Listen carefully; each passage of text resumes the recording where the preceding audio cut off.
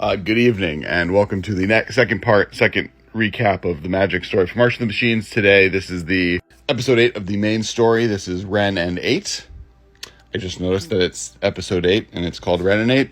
Good job, wizards. And this story takes place almost entirely from the perspective of Wrenn.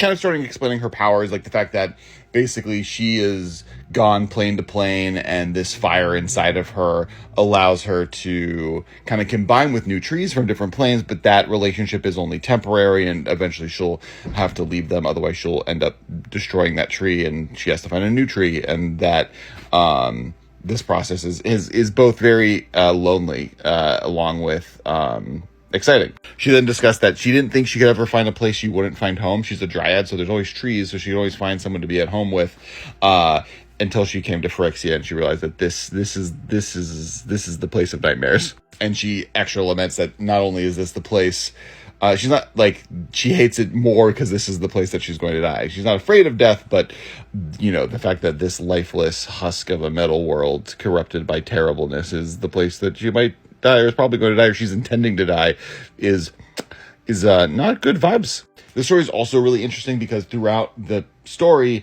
Wrenn is being saved by others, and she wants to help. She wants to help fight. She has the ability to fight, but she realizes that by putting effort into fighting the people attacking them and her friends and the people fighting for her, she would not be able to do the one thing she needs to do. Because the point of this entire story is that if they're able to get Wrenn to be able to commune with Realmbreaker, she will be able to save the day. She is the main tool. They're going to be able to turn Realmbreaker against the Phyrexians and hopefully end this invasion in some way. Which, like, small aside comment, I don't know why the Silax existed at all. I mean, I get that, like, if they had brought Wrenn the first time, they would have lost her, like they lost Nissa, but I don't know why the Silax was ever a good idea. Wrenn seems like the answer from the beginning. So they're running towards the tree. Chandra's carrying them. She's using her flames to incinerate spears coming at them. Koth is also, like, building metal walls to protect them behind them. All this is going on with Phyrexian attacking them. Then Nissa starts attacking him, and she's terrifying. Like, the vines she's using are basically razor blades, giant swords, just cutting people in half, spearing people through.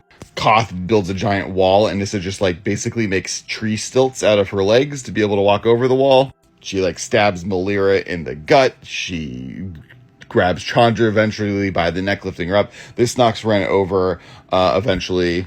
She's picked up by Mirren after Mirren as they each try and get her to the finish line, many dying in the process. We get what may end up being one of the best pieces of artwork in this set, if not this saga. This belongs on the ceiling of the Sistine Chapel. It's the Mirrens fighting against the Phyrexians, carrying Wrenn to the tree. Big fan of both Mr. Elephant Man up here as well as Mr. Goblin Man down here. This is all happening as Elsbeth is fighting Elishnorn. But Chandra is basically, like, fighting Nissa, but, like, is basically being choked to them, and they're, you know, she's monologuing.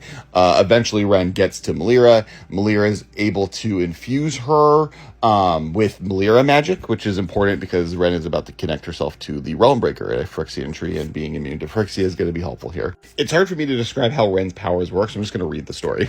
She closes her eyes as her roots start to meld with the invasion tree. No, he has another name, one he prefers, and it'd be rude for her not to use it. Realmbreaker. Sickness floods her senses. Oil roils over her roots, swirling with evil. No songs fill her, no call of the forest, only an insistence that she does not belong. She doesn't, but no matter what Realmbreaker says, she's going to stay. Deep in the sylvan recesses of her heart, Wrenn begins to sing. Of Innishar's storied oaks, of the floating pines of Zendikar, of Maple Hue Beach, she sings, louder and louder, the staggered chant of Realmbreaker. You do not belong. Something within twists, then begins to pull. Wrenn yelps, but she rakes her fingers against the plating, unwilling to yield. Not now. Pressure is building up within the hollow of her chest. The fire is all too eager to fight the tree's ill intent. It's searing the inside of her throat. If she gives into it, the fire might well buy her enough time to fully meld with the tree if it doesn't consume her first. But that won't work. There's too much hunger. The fire, Realmbreaker. There is hunger on both sides, and she dangles in between two predators. All of this is starting to hurt. So basically, Wren's ability, where she can turn in the trees, is, like, being prevented by the fire within her. It's part of her being a planeswalker. It's part of how her abilities work. Most Dryads can just easily combine with trees. She has this conflict, and it's one of the things that makes her powerful. And Chandra has been teaching her how to maintain that fire, and that fire is causing her pain as she's to use her power to be able to wield with this tree. It's overwhelming because she can't control it. It's around this time that Elsbeth shows up and saves Chandra from Nissa. Starts. We'll probably find out tomorrow what that battle is like, but Chandra is able to then get to Wrenn and start training Wrenn and like helping Wrenn control the fire, and that allows Wrenn to actually start melting with the tree. She begins to sing. Fire flows from her lips, spilling out into the black void in search of someone who will hear it. For what feels an eternity, the song floats through the dark until at last impossibility it hears something. Wrenn hears something. Faint, fading, the barest whisper of green against the darkness, but it is there. You can do this, Chandra's voice echoes. The battle echoes too, the crunch of metal on bone. Koth shouted the orders, the rumbling impact of some unseen munitions. She most focused to tune it all out. Just gonna grab myself next to Wrenn. The fire's quest ever forward in search of that furtive trace of green. Black encroaches on the roots of the tree, but still the girl sings. Still she searches, still she hopes the distant song will return. There, a sapling no larger than her hand, struggling against the dark. How lonely this delicate creation. How long has he been here in the dark? Cursed spots, lines in its edges. What green remains is pale as sea foam. This is not a place meant for the living. An iridescent force springs from the oil, the burning path leading straight to the sapling. All around them, the oil begins to bubble, to churn. Join us, bark that never breaks, leaves that never shed, a fire that never burns itself out. Join us and you will be eternal. But Red does not want to, and the sapling doesn't either, his song going shrill with fear. Chandra says the trick was to shape the fire very well. Wrenn will take a cue from the Mirrans outside. Just as they protect her, she will protect the sapling until she can sing him fully grown. Flaming trees grown to the size of mountains, their branches interlocking like the shields of Koth's constructs. Waves of black oil thrash against them, but the trees flare bright and the oil rolls off the sizzling surface. All the while, Wren's flames dance about the sapling. All the while, she sings with her faltering voice. Grow, she wills, for all of us. And though the sapling was shy, he knows now, surrounded by his larger fellows, that he is safe. Wren's song is a dry log upon the bonfire. He grows tall, impossibly so. His song becomes a booming chant, a warrior's chant, branches thick as boulders. How handsome he's become, happiness wells up within her. She feels herself smile, although she isn't certain how. Her body is distant and cold, and the only fires her gives her any warmth. But what will they do once the fire have burned themselves out? Wrenn doesn't know, but she does know she's got a fine new partner. And we have now met Wrenn in the Realm Breaker.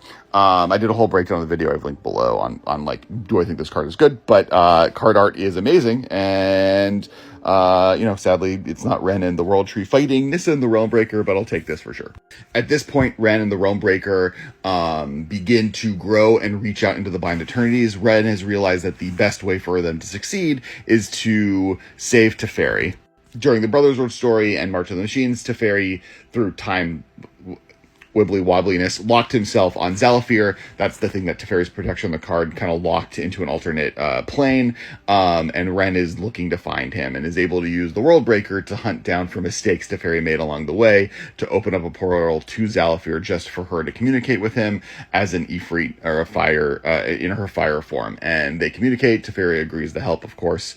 And also Zalafir, the armies on this pseudo plane, agree to join them as Wrenn opens up a portal to allow them in. And this is the on your left moment from Avengers Endgame. We're getting Teferi to start, but I would be very surprised that in the next set, as we see in the splash art for the set, all of these characters are now fighting together in the same location.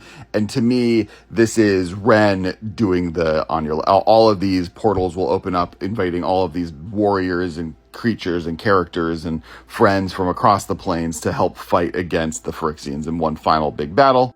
Also, we're definitely getting Bergamos and Fibblethip partner cards, right? That's the card there. But before we get to this moment, Wrenn opens up. Through Wrenn and Teferi working together, they're able to bring Zalfir here. But also it heavily insinuates that Teferi has sounded a call not just to the Zalfir armies and warriors, but to many planes abroad, and I'm expecting to see them. Beyond that, the Phyrexians attack. Elishnorn throws the angel against the portal, that being Elsbeth. That opens it up. Phyrexians march into it, and they're like, oh wait, shit. Why is it nice in here? And in front of them is the army of Zalfir, ready to fight. The last piece is that doesn't really hint that this process could kill Wrenn, which would make me sad, partially just because, I'd really like her not to be just a Deus Ex Machina character for this story and someone that continues forward, especially as a mentor of Chandra, which I think is a really interesting dynamic. Also, she makes a great TSA agent letting people travel between planes.